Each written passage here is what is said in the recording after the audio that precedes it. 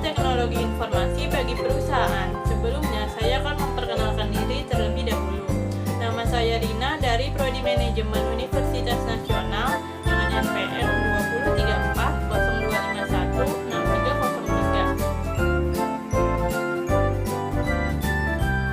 Jika kita membahas tentang teknologi informasi, maka sangat erat kaitannya dengan kehidupan manusia. Tanpa adanya teknologi informasi, mungkin perkembangan yang terjadi tidak akan secanggih seperti sekarang. Seperti contoh, pada zaman dahulu jika seseorang ingin menyampaikan informasi, maka harus menyampaikan dengan cara dari mulut ke mulut, yang membuat informasi yang disampaikan kepada penerima pesan terkadang berbeda. Namun dengan adanya kemajuan teknologi seperti sekarang ini, dengan penggunaan handphone contohnya, maka seseorang tersebut dapat menyampaikan informasi secara langsung. Contoh dari teknologi informasi adalah penggunaan handphone yang digunakan untuk mencari informasi dan menjelajah sosial media, televisi, komputer, dan perangkat elektronik lainnya.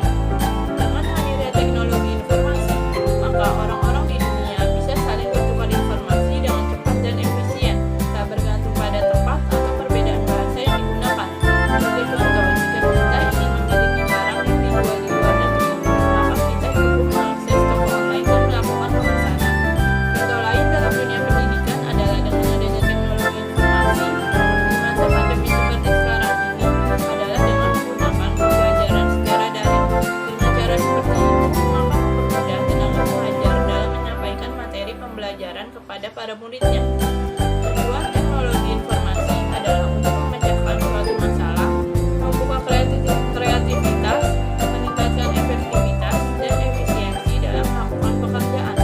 Jadi dapat dikatakan karena dibutuhkannya pemecahan masalah, membuka kreativitas dan efisiensi manusia dalam melakukan pekerjaan menjadi penyebab atau acuan diciptakannya teknologi informasi. Manfaat yang diperoleh dengan adanya penerapan teknologi informasi di berbagai bidang. Yang pertama ada dari bidang kesehatan. Pemanfaatan teknologi informasi dalam bidang kesehatan adalah dapat memudahkan pasien dalam mengakses pelayanan kesehatan. Kini pasien dapat konsultasi hingga penebusan obat secara online dengan menggunakan handphone. Seperti salah satu contohnya adalah penggunaan aplikasi Good Doctor. Yang kedua, di bidang perbankan. Contoh penerapan di bidang ini adalah dengan diterapkannya transaksi perbankan melalui internet atau dikenal dengan internet banking. Beberapa transaksi dapat dilakukan dengan internet banking, seperti transfer uang, pengecekan saldo, pembayaran tagihan, dan informasi rekening. Yang ketiga ada bidang pemerintahan. Teknologi informasi dalam bidang pemerintahan disebut dengan e-government, yang dapat mendukung pengelolaan pemerintah yang lebih efisien. Dan yang keempat, bidang perusahaan. Penerapan teknologi pada perusahaan banyak digunakan oleh para usahawan.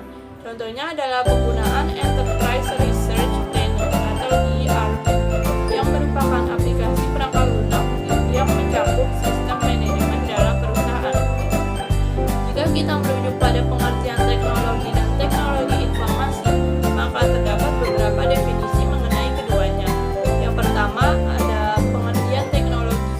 Teknologi adalah di mana kualitas hidup manusia ditingkatkan dengan pengenalan produk baru. Produk yang dimaksud di sini adalah dengan seperti pada zaman dulu kan kayak nggak ada laptop. Nah, di zaman sekarang dengan munculnya laptop, handphone, dan televisi. Selain itu, terdapat dua pengertian lainnya mengenai teknologi.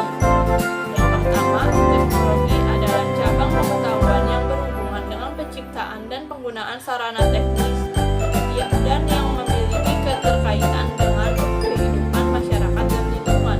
Yang kedua, teknologi adalah penerapan ilmu pengetahuan termasuk kombinasi teknik ilmiah dan material untuk memenuhi tujuan atau memecahkan masalah. Sedangkan untuk definisi teknologi informasi sendiri adalah teknologi yang memanfaatkan komputer sebagai perangkat utama untuk mengolah data menjadi informasi yang bermanfaat. Contohnya, kita ingin mengetahui tentang gunung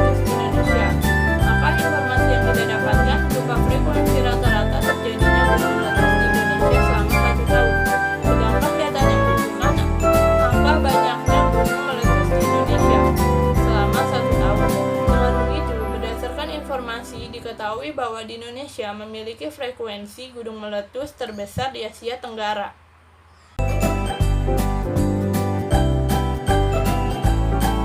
Beberapa para ahli telah mengemukakan definisi mengenai teknologi informasi.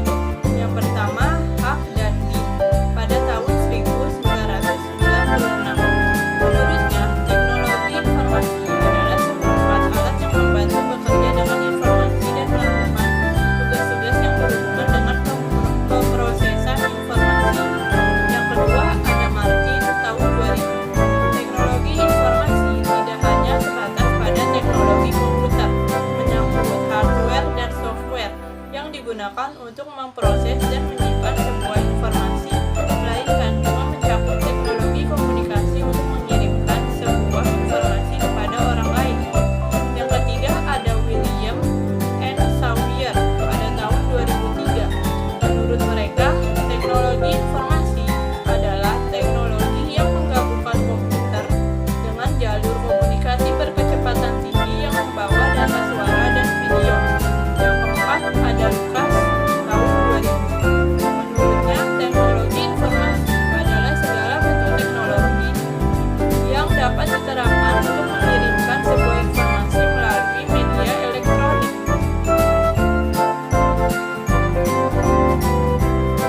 Selanjutnya adalah pembahasan tentang contoh penerapan teknologi. Yang pertama, SMS merupakan layanan yang banyak diaplikasikan pada sistem komunikasi tanpa kabel atau nirkabel. Memungkinkan dilakukannya pengiriman pesan. Pengiriman SMS dilakukan dengan handphone dan media berupa nirkabel untuk mengirim data atau informasi berupa teks. SMS sendiri pertama kali muncul di belahan Eropa pada tahun 1991 bersama sebuah teknologi komunikasi wireless yang saat ini cukup banyak penggunanya, yaitu Global System for Mobile Communication atau GSM. Dipercaya bahwa pesan pertama yang dikirim menggunakan SMS dilakukan pada bulan Desember 1992. Dikirim dari sebuah personal komputer ke telepon mobile dalam jaringan GSM milik Vodafone Inggris. Perkembangan kemudian merambah ke benua Amerika, dipelopori oleh beberapa operator komunikasi bergerak berbasis digital. Yang kedua adalah pengiriman MMS. Multimedia Messaging Service adalah versi peningkatan dari SMS, di mana pengguna dapat mengirim dan menerima pesan multimedia seperti teks, gambar, klik video, klip audio, dan lain-lain dengan ponsel yang kompatibel. Ini adalah jenis layanan olah pesan lanjutan yang memungkinkan pengguna mengirim banyak media dalam satu pesan tunggal ke satu atau lebih penerima. Perbedaan antara MMS dan SMS adalah pada MMS, pesan dikirim ke pusat pesan. Mereka selanjutnya mengirimkan kepada penerima melalui jaringan internet selama ponsel penerima mendukung format MMS. Jika tidak, pesan tidak dapat dilihat menggunakan perambat. Untuk SMS, pusat pesan bertanggung jawab untuk mengirimkan serta menerima teks. Mereka juga akan mengirim ulang pesan yang gagal terkirim pada percobaan pertama. Yang ketiga adalah pengiriman email. Email adalah singkatan dari electronic mail atau dalam bahasa Indonesia disebut surat elektronik, yang merupakan sarana dalam mengirim surat yang dilakukan melalui media internet. Pengiriman email dapat dilakukan dengan komputer, laptop, atau handphone yang tersambung dengan internet dan menggunakan media nirkabel. Yang keempat ada akses Facebook. Facebook bukan hanya sekedar situs yang menyediakan informasi berupa buku muka penggunanya saja. Lebih dari itu, Facebook merupakan sebuah situs yang menghadirkan layanan jejaring sosial di mana para pengguna dapat berinteraksi dengan para pengguna lainnya yang berasal dari seluruh penjuru dunia. Facebook sendiri dapat diakses menggunakan laptop atau handphone dengan media nirkabel dan data atau informasinya berupa teks, gambar, dan video. Yang ketiga, aplikasi SIM Academy. SIM Academy atau Sistem Informasi Manajemen Akademik adalah suatu sistem informasi akademik yang dibangun untuk memberikan kemudahan kepada pengguna dalam kegiatan administrasi akademik kampus secara online, seperti proses penerimaan mahasiswa baru, pembuatan jadwal kuliah, pengisian Kartu Rencana Studi atau KRS, rincian nilai perwalian, pengelolaan data dosen dan mahasiswa. Sistem ini juga dapat berfungsi sebagai pendukung untuk analisis data dalam menentukan keputusan kampus. Yang keenam ada Bluetooth. Bluetooth adalah peralatan yang dapat digunakan untuk menghubungkan perangkat satu dengan perangkat lainnya tanpa menggunakan media kabel, misalnya smartphone dengan smartphone dan perangkat lain yang terpasang Bluetooth. Bluetooth berfungsi untuk media komunikasi antar perangkat sehingga mempermudah pengiriman atau sharing file, audio, bahkan video. Selanjutnya kita akan membahas tentang pengertian informasi. Secara etimologi, informasi berasal dari bahasa Prancis, information, yang memiliki arti konsep, ide, atau garis besar.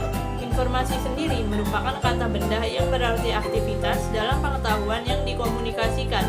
Informasi memiliki definisi, yaitu sejumlah data yang diolah melalui pengolahan data dalam rangka menguji tingkat kebenarannya dan ketercapaiannya sesuai dengan kebutuhan. Informasi memiliki beberapa fungsi, yaitu yang pertama, sumber berita. Sebagai sumber berita, informasi disampaikan melalui media pemberitaan seperti televisi, radio, website, atau portal berita daring. Yang kedua, sebagai pengetahuan baru. Meskipun sudah umum dan banyak diketahui orang lain, sebuah informasi bisa menjadi sumber pengetahuan bagi orang lainnya yang belum pernah mendapatkan informasi tersebut. Yang ketiga, ada memberikan kepastian. Informasi yang lengkap dan valid dari sumber terpercaya akan memberikan kepastian, sehingga kita dapat mengambil keputusan dengan yakin dan tepat. Yang keempat, ada hiburan. Sebuah informasi tidak harus selalu bersifat serius. Informasi juga bisa disajikan dengan cara yang menghibur, misalnya dengan menggunakan narasi yang menarik dan dilengkapi gambar, foto, atau video.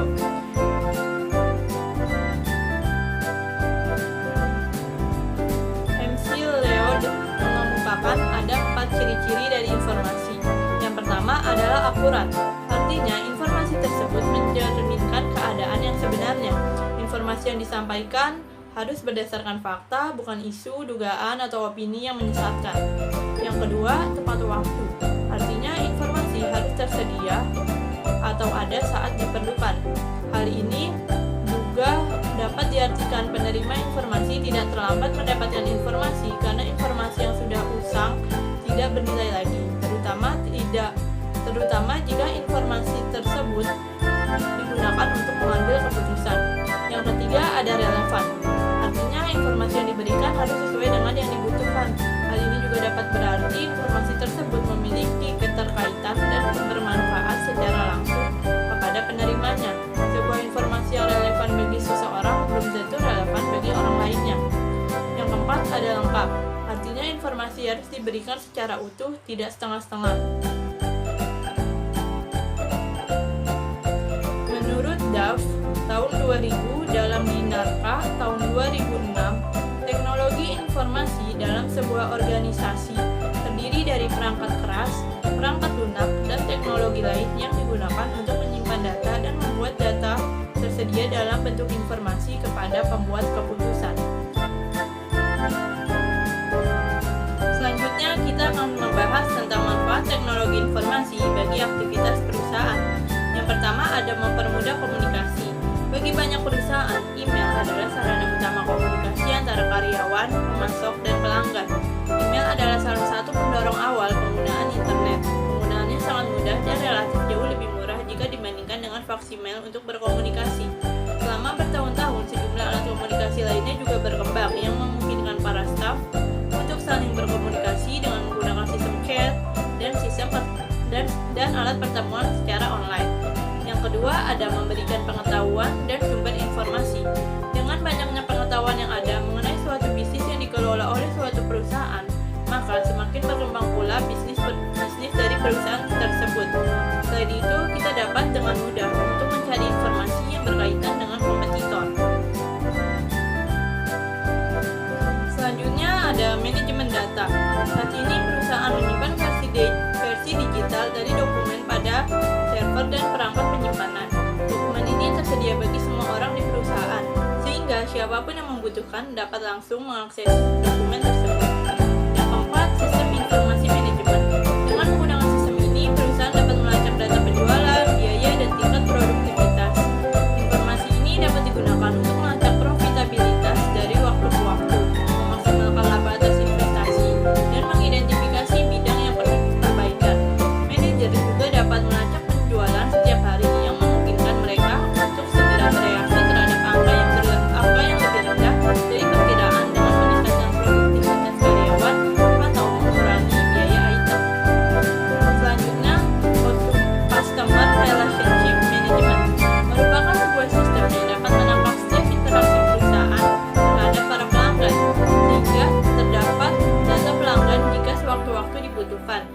adanya sistem ini, maka staf perusahaan dapat segera memberitahukan keberadaan barang pesanan pelanggan karena seluruh transaksi disimpan dalam sistem ini. Hal ini juga dapat memberikan keuntungan bagi perusahaan sehingga dapat lebih meningkatkan kinerja terhadap perusahaan tersebut. Selanjutnya, aktivitas bisnis selama 24 jam. Dengan adanya perkembangan teknologi informasi sangat membantu para pelaku bisnis untuk melakukan aktivitas jual beli selama 24 jam. Tidak seperti toko offline yang segala aktivitasnya sangat dibatasi oleh ruang dan waktu.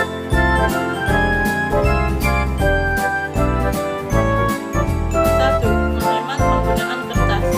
Contoh dari menghemat penggunaan kertas sendiri, pada saat kita mencetak dokumen, kita dapat memeriksa terlebih dahulu dokumen yang akan dicetak. Jika ada kesalahan ketik, kita hanya perlu memperbaiki lewat program komputer. Lain halnya jika menggunakan mesin tik. Jika terjadi kesalahan, harus diganti dengan kertas yang baru. Yang kedua, menghemat waktu. Karena untuk mengirim dokumen hanya tinggal mengirimkannya melalui versi mail, penerima langsung dapat menerima dokumen yang dikirim tanpa harus menunggu lama. Yang ketiga, memudahkan pencarian dokumen. Kertas dokumen biasanya disimpan dengan rapi dan lebih aman jika dibandingkan dengan penyimpanan secara manual. Yang keempat, memperluas jangkauan penjualan. Perusahaan dapat menjual produknya kepada pelanggan di seluruh dunia. Misalkan orang Indonesia dapat membeli barang dari perusahaan Korea tanpa harus pergi ke sana.